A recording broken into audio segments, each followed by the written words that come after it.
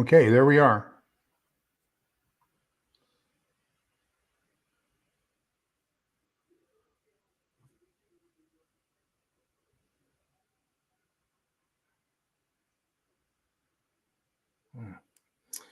All right, folks, there we go. Folks, we're gonna try to do this. I'm having some technical difficulties on my end.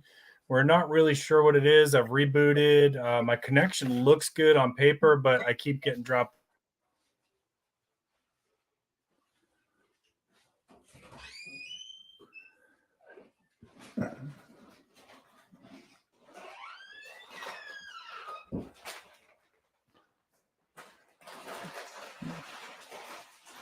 Hi, Cynthia. Hi, LG. Hello, Dave Season. And Virginia Bushcrafter. And who else? I saw somebody else up here before. Oh, Uncle Al. I know I saw him. Prepping by Faith is here. Golly, a lot of good people. Hey, everybody. I am so sorry. I'm having serious technical difficulties tonight. I actually think it's StreamYard now that I think about it. This happened once before, and it was a StreamYard issue. If for some reason it ends up that we can't get this done tonight, I promise you we will reschedule. But I can tell you that backstage, we were trying to get this to work, and it just kept dropping me out. It seems like it's on my end as the host. So I apologize in advance. We're gonna try to go through this quick, I guess, and hopefully it works okay. But we're having some serious issues. So all right, let's just get right into it. Welcome to the channel, Cold War Prepper. Tell us a little bit about yourself and your channel. Well, I'm originally from El Paso, and that's where I got involved in prepping. My house was about three miles off the end of the runway for Biggs Air Force Base, which was B-36s and B-52s during the Cold War. And so in November of 1962, my next door neighbor, and I was a young, impressionable 10-year-old, my next door neighbor was a block civil defense warden, and he built a cinder block fallout shelter in his backyard. And so I got involved in nuclear radiation protection and fallout shelters and everything else in 1962. And I've kind of been involved in it off and on ever since.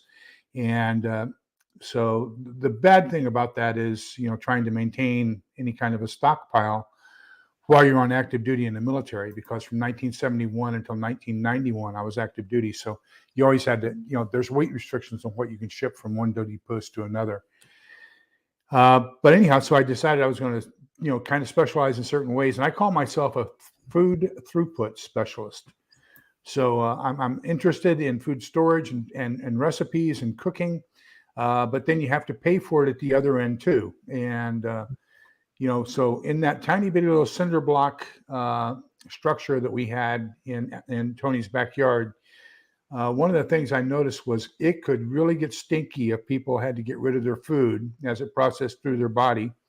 And it's such a small area. And back then we didn't have the fancy solar systems and everything else we have here.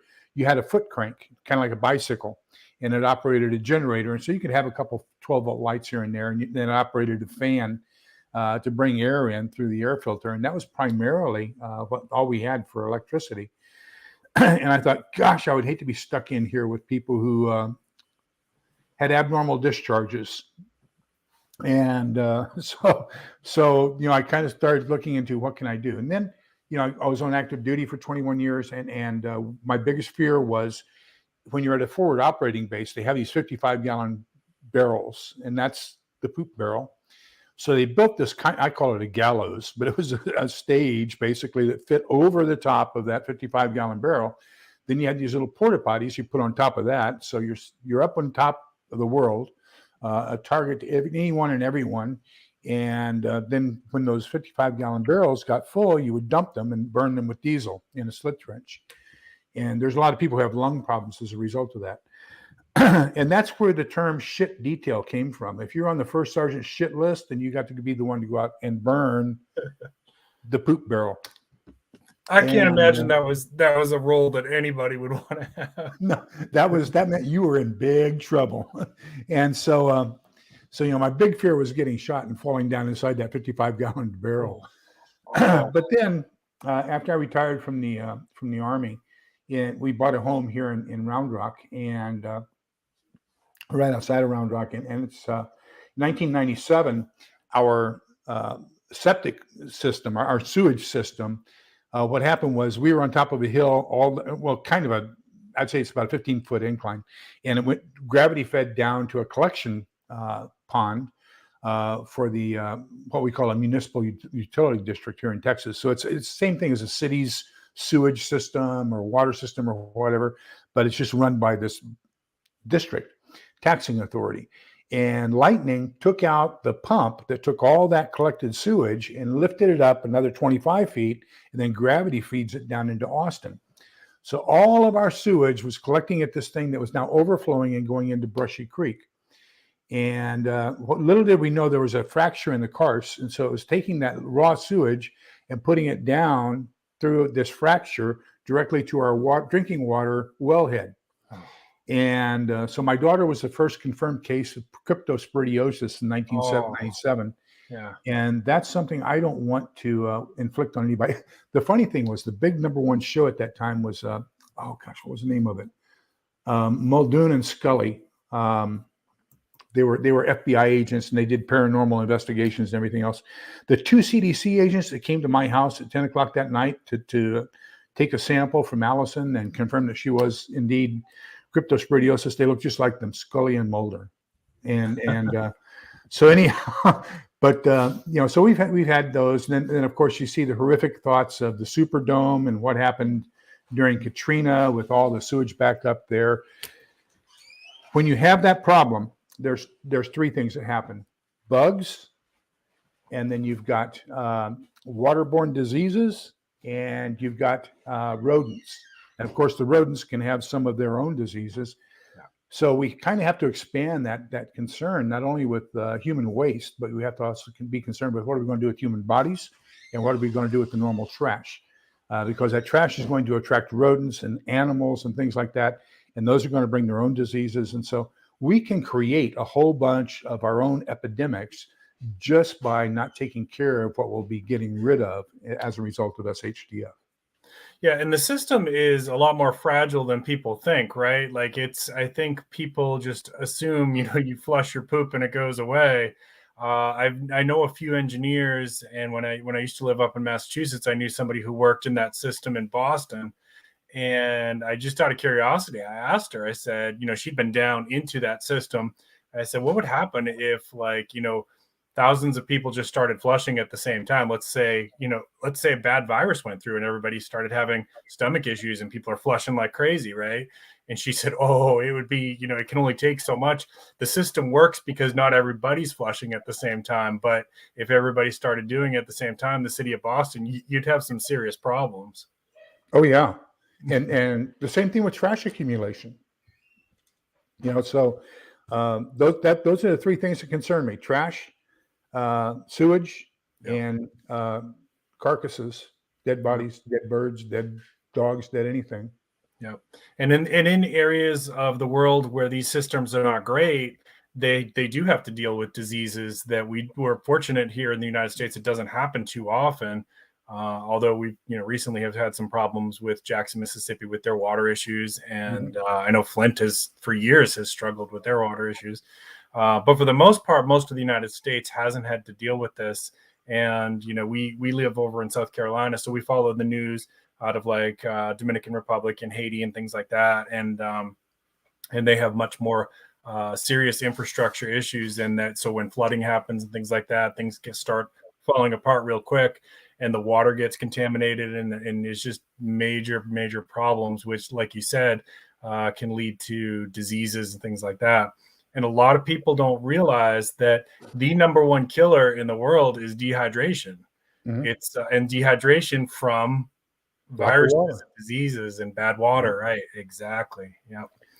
So I appreciate you coming on to talk about this a little bit. It's probably not for the prepping community the most sexy topic, right?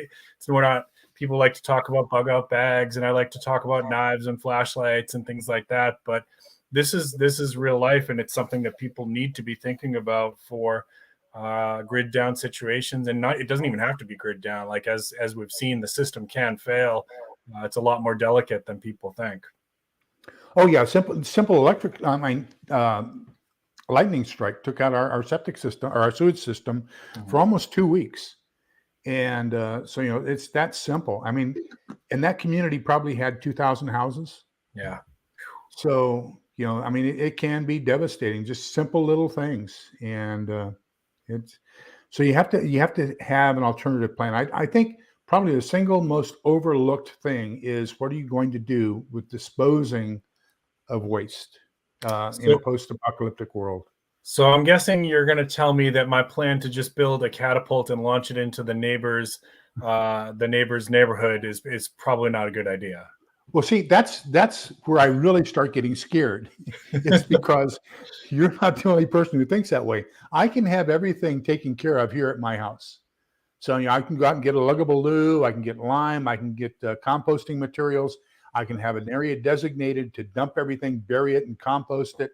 I've got my own. I bought my own body bags, and we've got our, that can also be used as a stretcher, and we've got all those things taken care of. But you know what? There's a house next to me. There's a house next to me. There's a house behind me. There's a house in front of me.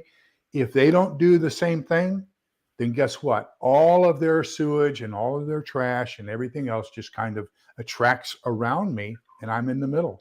Yep. So that's the fear, is that other people aren't doing it. And as much as I try to take care of myself, I'm still going to have problems because of my neighbors not doing it. Yep. And I could tell you here during hurricane season, one of the things that backs up for us is everybody, all of a sudden, everybody's got yard waste, tons and tons of yard waste. And so the city tells people, just pile it up. We'll get it as quick as we can. But that quick is like weeks after a hurricane. And guess what likes to live in those piles of brush? Rats. Rodents. Yes. So after a hurricane, there's always a surge in the rat population in this city. So let me drop in the chat here. You mentioned the luggable loo. Let's tell us a little bit about this thing. Well, the luggable loo, and you can get it on Amazon. I have 2 of them here at the house, and then I bought one for my daughter. But it's basically a 5-gallon plastic bucket with a toilet seat on it, and then you put in a 7-gallon, so you have enough area where you can actually tie it on the top.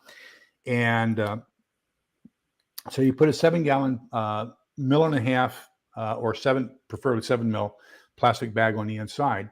You put a little bit of chemical in there, so you're going to control the odors. It's also going to help turn any urine into gel, so you don't have this stuff sloshing around. It takes care of a little bit of the odors. You also want to get some cat litter or some, you can use sawdust. There's all kinds of good things you can use to also add to that. And but the reason we have 2 luggable loos is I'm separating one for urine and one for solids. That's smart. And because you can take the urine out and dump it fairly easily. That's not going to be as big a concern as disposing of the solids. And so with the solids, you're going to have to take those quite a distance away from the house and get them into a pit, either burn them or compost them in some way. So the luggable loo, I think, is the number one thing. And then Eco Gel is what I use for the gel to put down in the bottom. And that's available on Amazon as well. Awesome. One of the things here is, privacy. And so there are tents, they call them shower tents that are available, $35, $40. It's a lightweight tent. You'll have to weight it down, but of course you'll do part of that with your luggable loo. But you don't want to do this inside your house. You want to do it outside the house and get that away from the house. And you're going to weight down that privacy tent. People go there to do their things instead of doing it inside the house. And unless you have really good odor control inside your house, then go ahead and do it inside your house. Right. So this luggable loo, it looks similar to basically the builds that I've seen.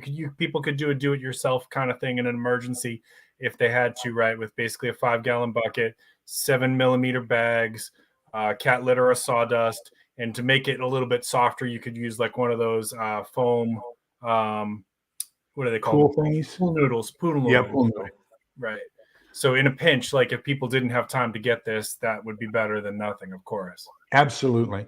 And you want it so that you can cover it, have some sort of a cover. And that just might be the lid. So if you get a 5-gallon can, make sure you get a lid. Now, you're not going to screw it tight or anything else on. You just want to basically cover it so that you're trying to control some of the odor.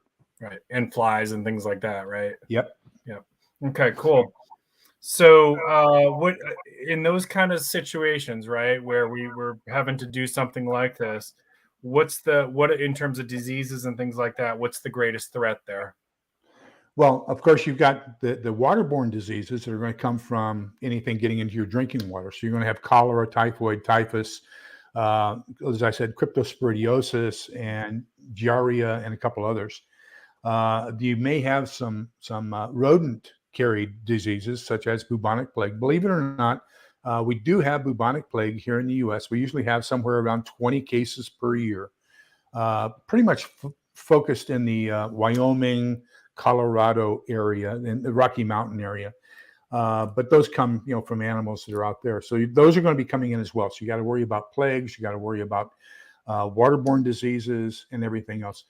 I think that one of the best things that I've done is get a hold of these guys and get a Jace kit and make sure you have plenty of antibiotics. And even in the booklet, it has all the waterborne diseases and what you take for that disease. Now, I'd like to be a little bit more cautious, so I also have Dr. Bones and Nurse Amy's book, and that's Dr. Alton's book on what is it? Dr. Alton's book on It's like survival medicine or something like that. Yeah. But anyhow, he's got one on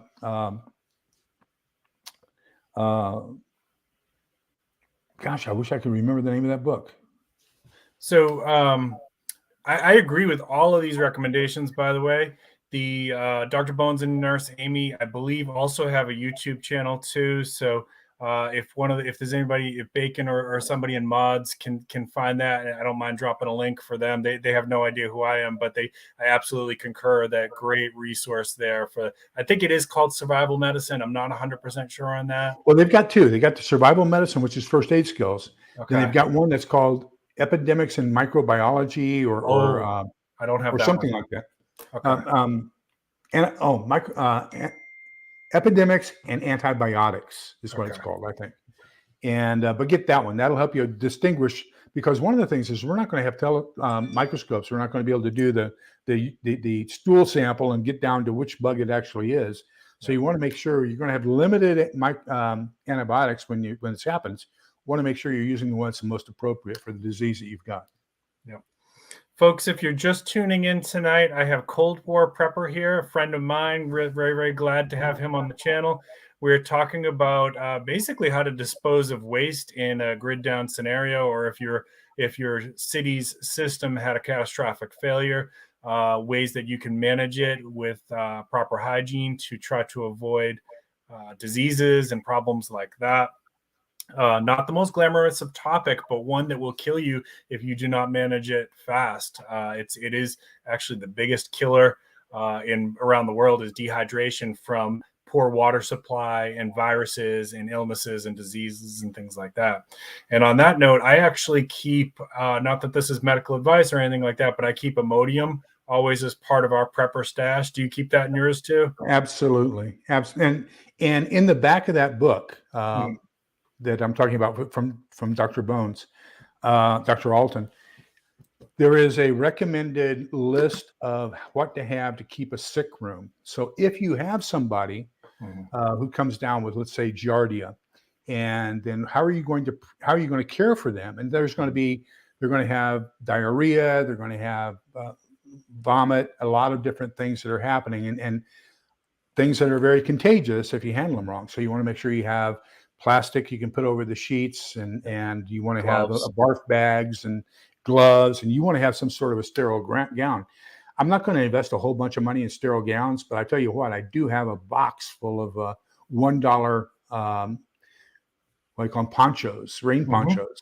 Yep. Because that $1 rain poncho can keep a lot of that sputum and other things from getting on my clothing and just wash it away. Yep.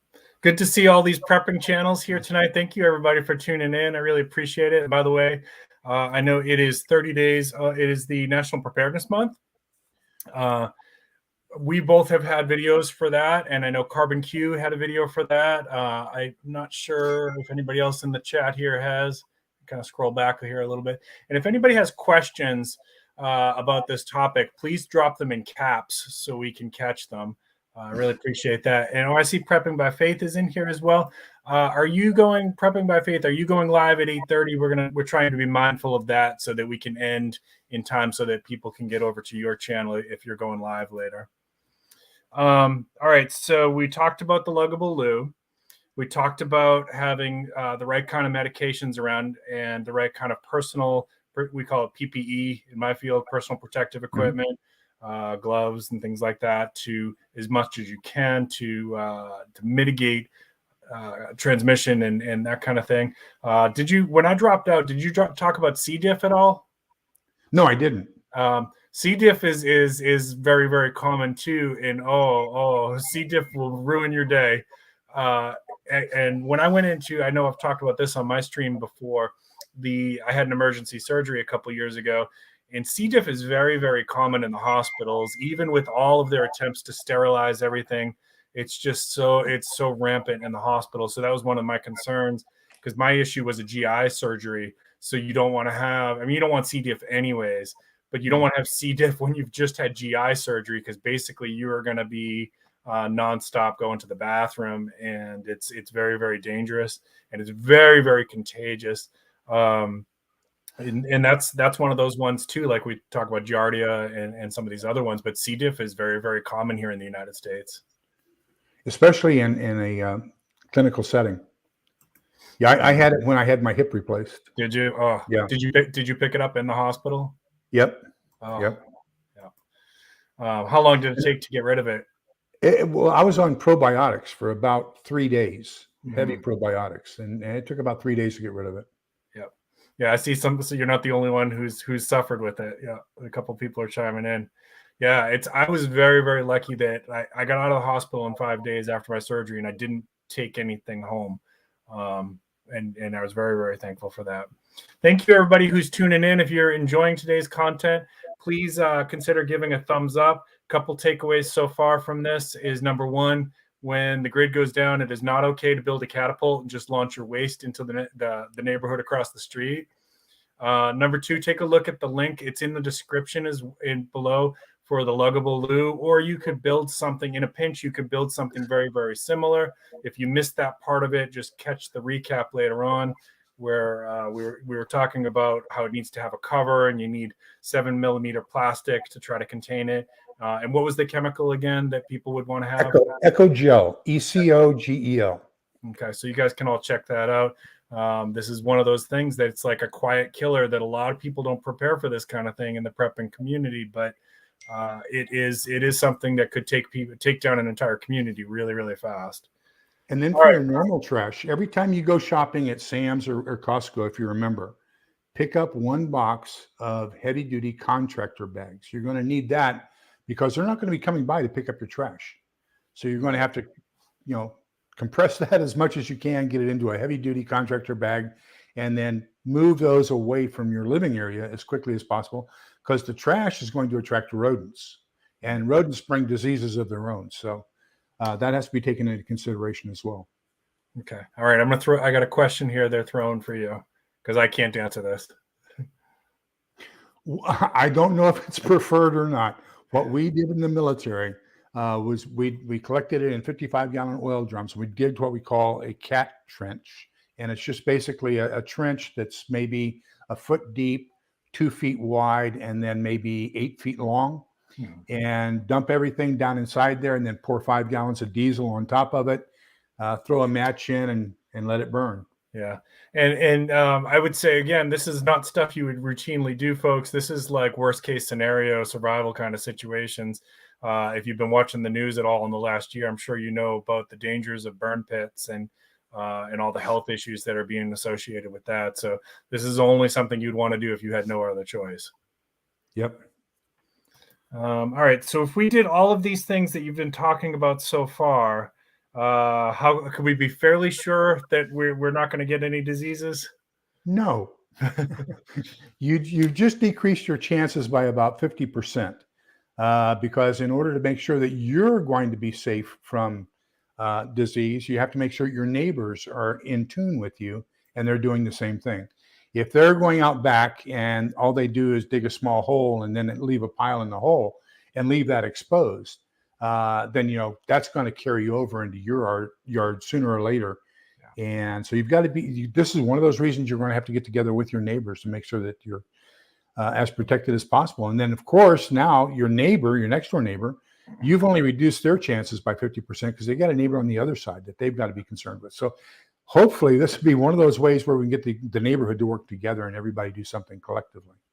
And that's such an important concept for prepping too, that, having some kind of relationship with neighbors, and even if it's somebody that you don't normally get along with, you want to try to at least keep that as civil as you can, so that when things get bad, you'd be surprised how people who don't normally get along will rally together when the SHTF, usually here during hurricanes, we have neighborhood meetings and things like that. We had riots here a couple of years ago, and I know I was in communication with most of my neighbors about who's taking shifts and that kind of stuff, and what's ways to get in touch with each other, things like that. And I know who's got my back, and I know who probably doesn't. But you want to kind of know your neighbors as best you can, build those relationships as best you can. Well, and I think that brings up another factor, and that is, let's say that we've got these bags, we've tied them off, and now we've got them in.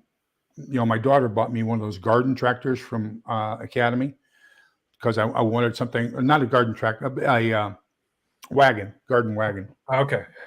And it's got a 250-pound weight capacity. And so I'm going to take my waste bags and put them in there and walk that away from here. Well, I'm kind of a target while I'm doing that. I'm not as defensively prepared as I should be.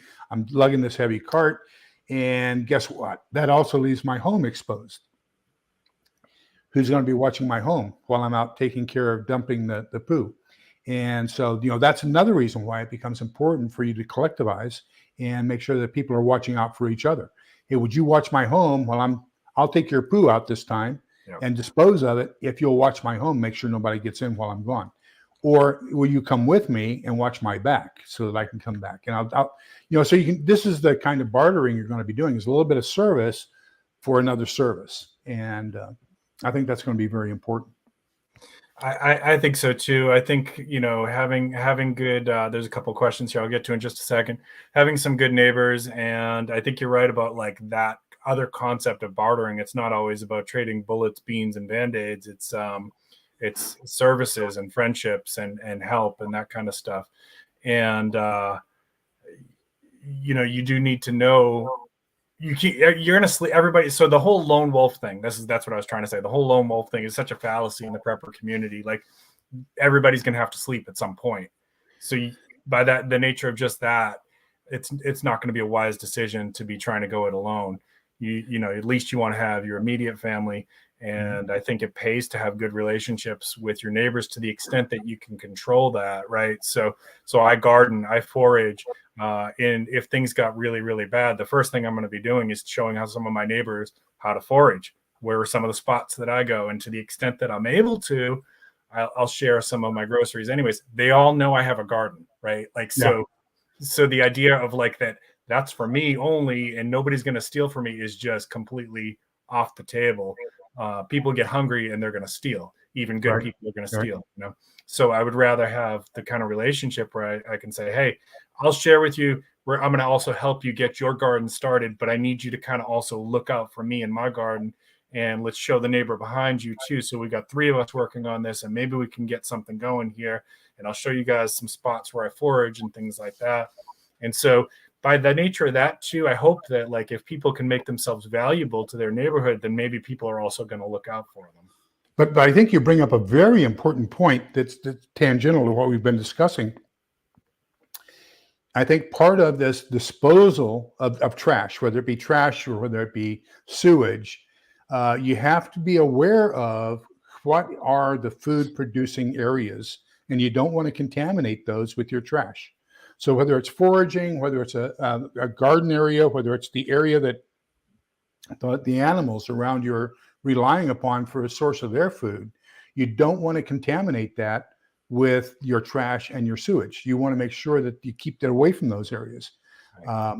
So you have to learn foraging. You have to learn, about wildlife and things in order to protect them, because that's going to be a future food source for you. Absolutely. And that kind of ties into Prepping by Faith's question there. Do you want to add any more to that?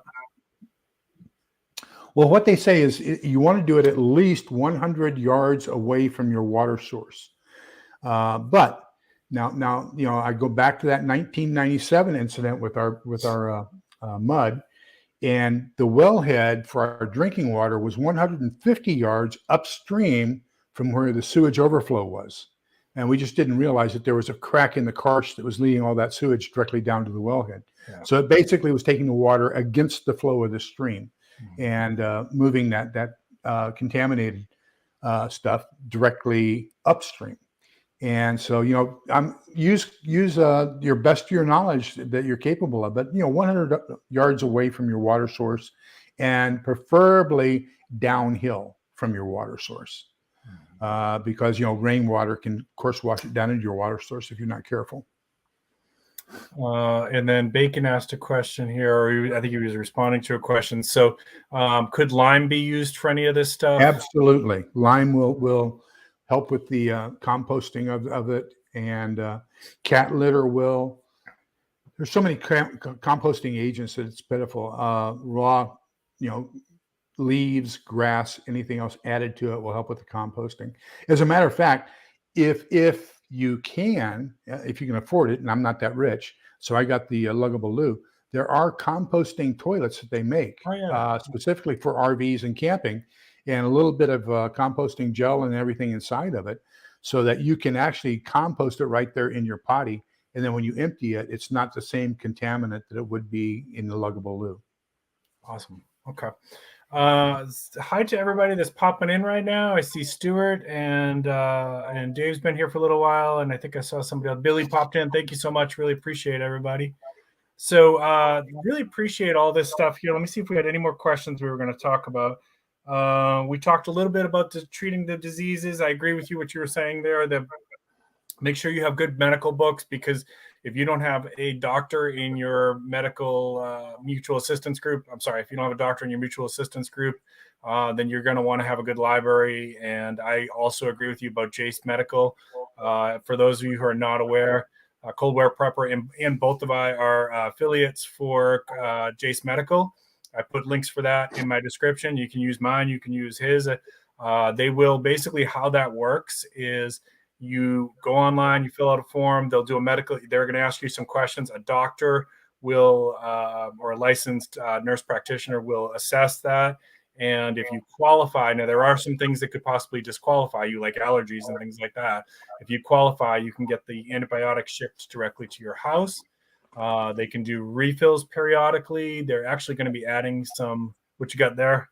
That's epinephrine, 3.3 milligrams. Because I'm allergic to azithromycin, which is one of the primary pills that Jace gives out. So they substituted something for azithromycin.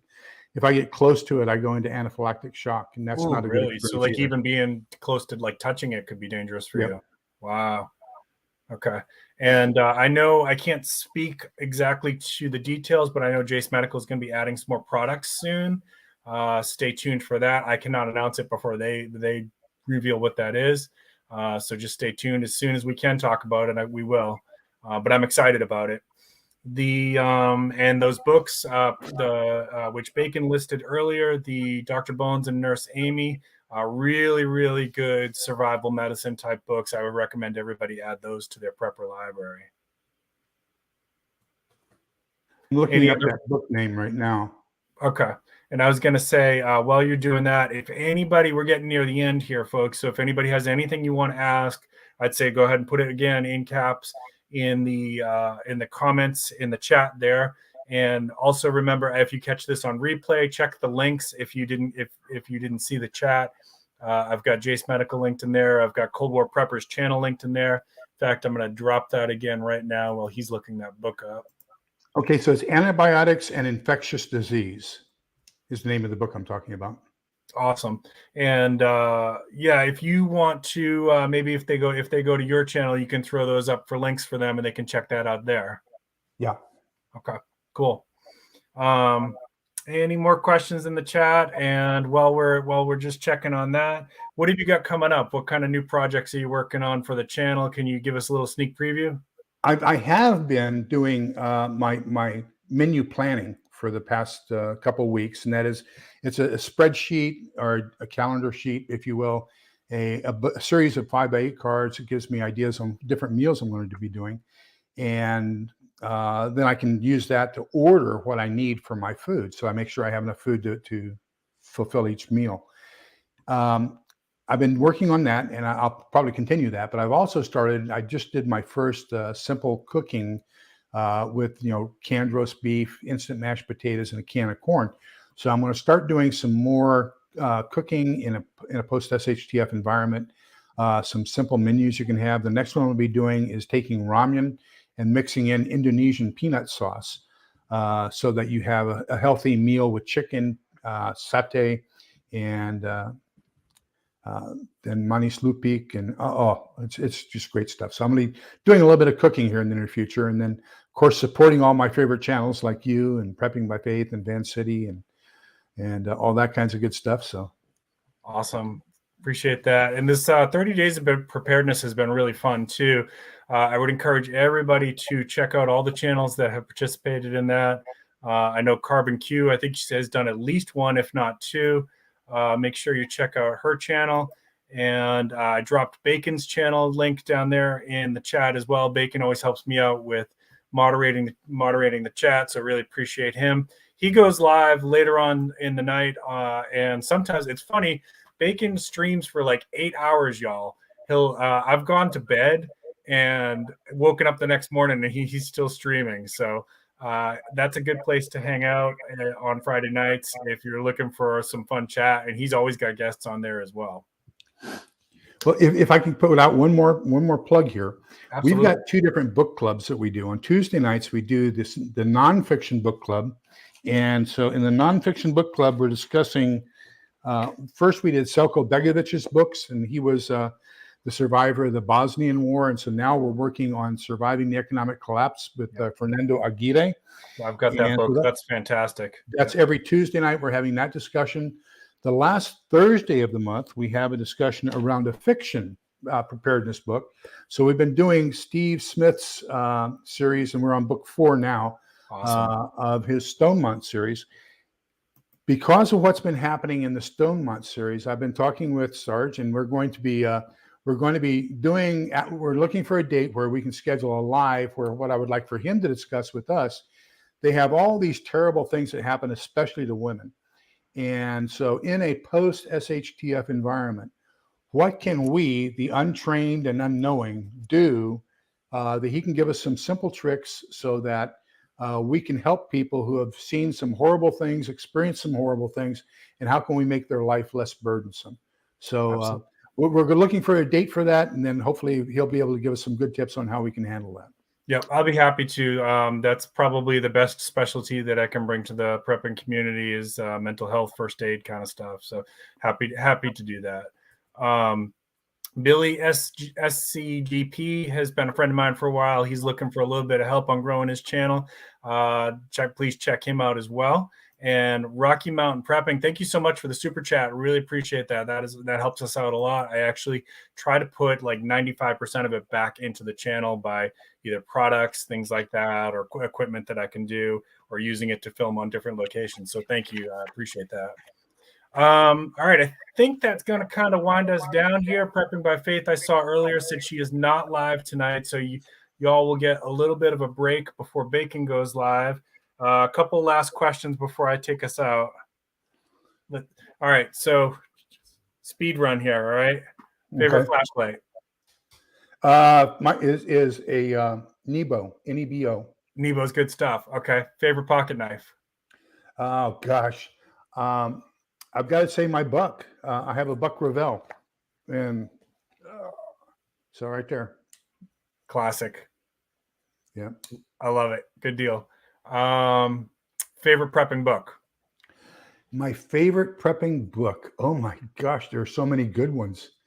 Boy Scout Field Book from 1945. Classic. Great choice. I love it. All right. favorite survival movie? Favorite survival movie? What was it? 13 Cloverfield Lane? Okay. All right. Yep. Is that the one where they're down in the bunker? John Goodman? Yeah. Yep. Yep. Okay. John All right. Goodman. All right. Best rock band from the 80s.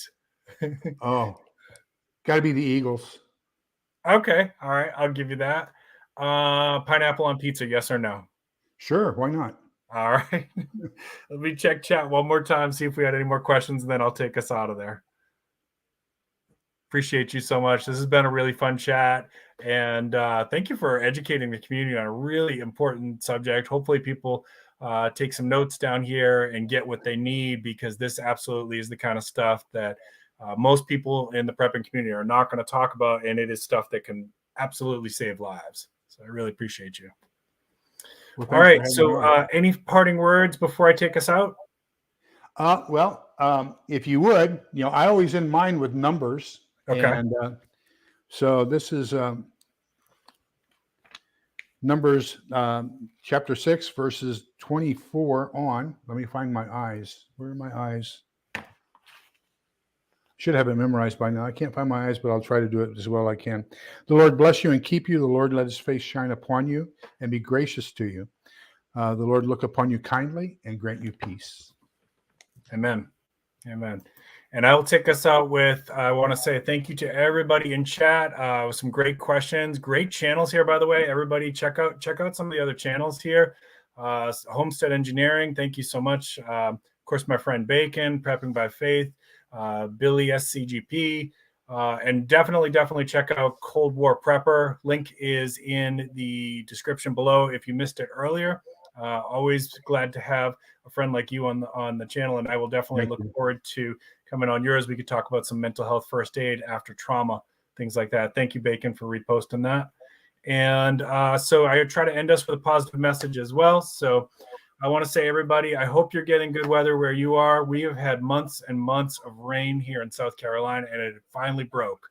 And so this weekend, we're supposed to have mid-80s and very, very little chance of rain.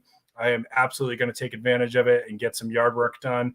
I love yard work. I've got stuff that's overgrowing, so I'm going to do that. I hope you guys get outside. Sunshine and fresh air is one of the most important things for your mental health. Make sure you call your friends and family, check on them, especially the ones that are having a little bit of struggle with depression. Just send them a message and say, hey, I want to let you know, I was thinking of you. Do you need anything? You want to chat? You want to go out for a burger? In-N-Out Burger or Five Guys? You can take your pick there. I saw those questions there earlier. And last but not least, be good to yourself, right? So mental health, one of the big things I've been trying to talk about this month is that depression starts with our thoughts, right? So be mindful of your own thoughts, especially about yourself. So if you think things like, this is for everybody that's watching right now, if you think things like I'm fat, I'm stupid, I'm ugly, I'm unlovable, just know that you've got to stop doing that. You've got to stop, interrupt that sometime. If you're not capable of saying I'm smart, I'm beautiful, that's fine. Just stop saying the negative piece of it, and that will get you halfway to where you need to be, okay? Because our thoughts can start, it's an electrical chemical response in your brain that leads to a feeling, and then the feeling leads to behaviors. When we're feeling negative, we're much more likely to make some bad choices that are not, that we may think they're going to make us feel better, and maybe they do for a little bit, but in the long run, it's usually not going to be the one that we should have made. So just keep that in mind. I appreciate you all. Sarge loves you. Thank you again, Cold War Prepper. We can't wait to do it again. Everybody out there, you're welcome. Keep planting your seeds. Keep stacking your silver. This is Cold War Prepper and Prepping with Sarge. Bye-bye.